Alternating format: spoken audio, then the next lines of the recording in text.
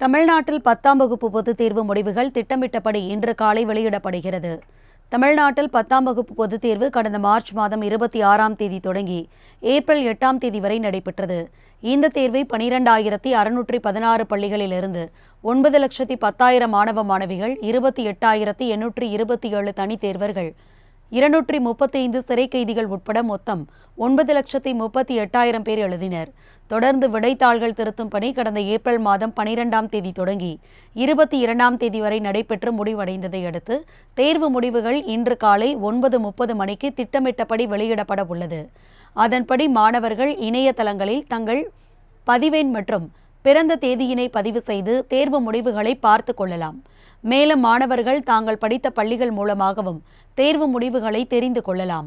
அதனுடன் மாணவர்கள் பள்ளியில் அளித்த உறுதிமொழி படிவத்தில் பதிவு செய்த மொபைல் எண்ணுக்கும் தேர்வு முடிவுகள் குறுஞ்செய்தியாக அனுப்பப்படும் என அரசு தேர்வுகள் துறை இயக்ககம் தெரிவித்துள்ளது.